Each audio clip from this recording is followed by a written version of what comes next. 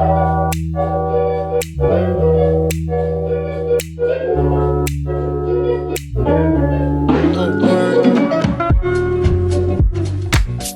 tout le monde, donc je vais commencer par appliquer ces produits-là.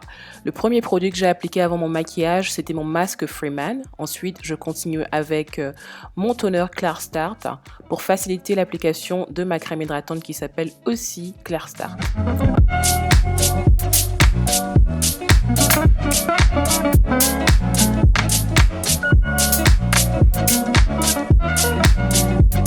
Après l'application de ma crème hydratante, je continue avec une sorte de primer qui s'appelle Professional, qui va plutôt lisser mon visage avant l'application de mon fond de teint et me donner un rendu beaucoup plus net.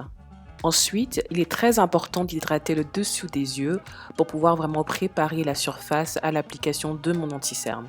J'utilise aussi une palette de chez MAC pour pouvoir corriger avec la couleur orange le dessus de mes lèvres et toutes les parties les plus sombres et les plus grises de mon visage.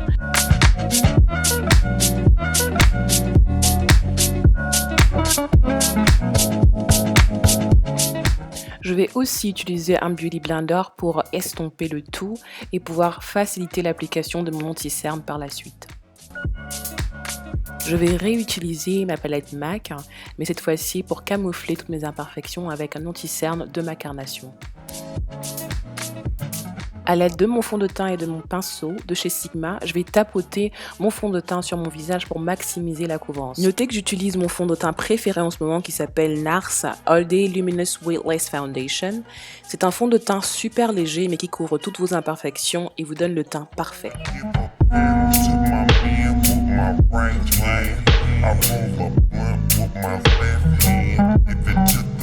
Pour limiter un excès de production de sébum, je vais tapoter avec mon Beauty Blender. Pour un effet beaucoup plus radieux, je vais illuminer mon visage en utilisant mon anti-cerne NARS qui s'appelle Creamy Concealer. Je le mets en dessous des yeux et surtout sur la zone T.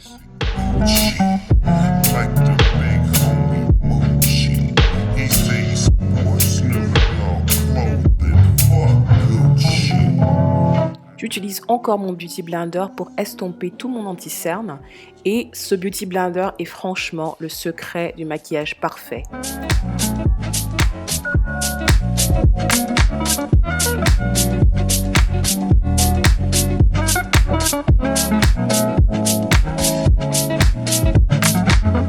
Je rajoute l'anti-cerne de chez NARS au ras de mon œil afin de faire ressortir la couleur de mes yeux, mais aussi pour parfaire la précision de mon tracé de liner.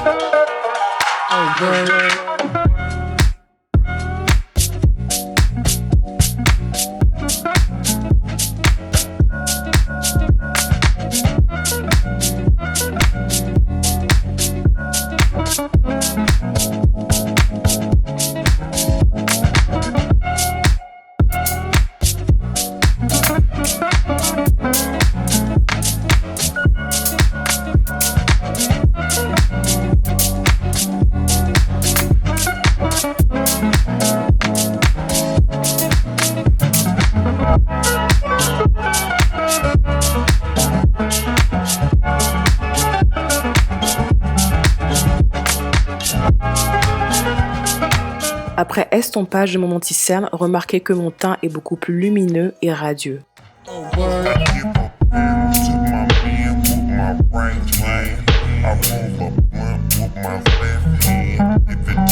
Il est maintenant temps de réchauffer le teint avec un anti-cerne de chez MAC qui est beaucoup plus sombre que ma carnation. Je creuse donc mes joues pour faire ressortir les pommettes.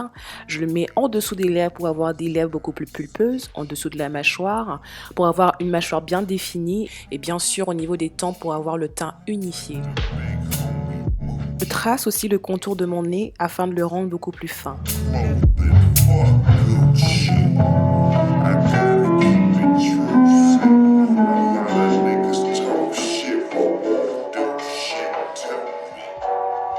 Je matifie aussi le teint en appliquant ma poudre Ben Nye Banana Powder en dessous de mes yeux et sur ma zone T.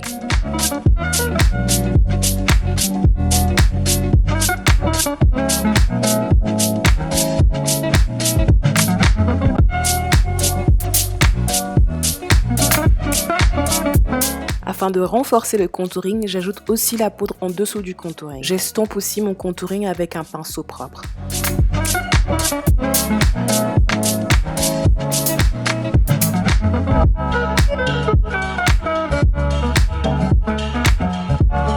Je viens maintenant matifier le contouring avec ma poudre bronzante qui s'appelle Queen Collection CoverGirl.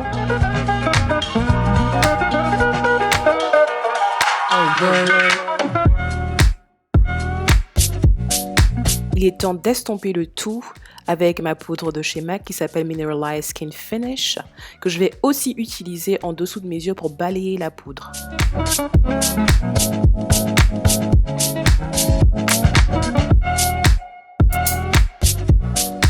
Je continue avec une poudre blush au ton naturel qui s'appelle Peaches de chez MAC.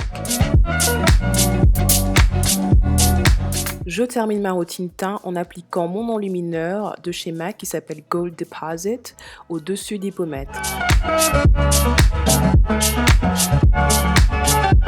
Enfin, j'estompe le tout avec un pinceau propre et je passe aux dernières retouches de mon maquillage.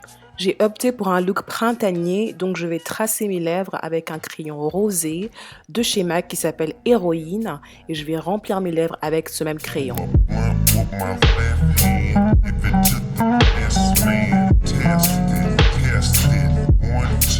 Je vais ajouter mon mascara sur mes cils inférieurs et sur mes cils supérieurs et par la suite je vais ajouter un rouge à lèvres pour un rendu beaucoup plus glossé qui s'appelle Yves Saint Laurent Rouge Volupté Shine et voici donc le look final.